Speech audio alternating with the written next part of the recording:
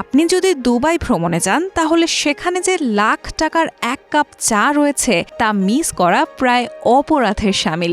হ্যাঁ, ঠিক শুনেছেন, এক কাপ চা যার দাম লাখ টাকা।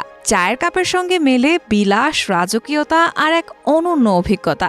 দাম যতই হোক, চা প্রেমীরা এর এক চুমুক নিতে পারলেই ধন্য তাদের জীবন। চা আর চা প্রেম, এই দুই শব্দে মিশে আছে আবেগ, ঘ্রাণ আর সময়ের নরম স্পর্শ। আর সেই চায়েরই এক রাজকীয় রূপ এখন ভাইরাল দুবাই শহরে, যার নাম গোল্ড কারাক। এই চা শুধু স্বাদে নয়, দামে ও আয়োজনে এমন এক উচ্চতায় যা শুনলেই চোখ কপালে উঠবে।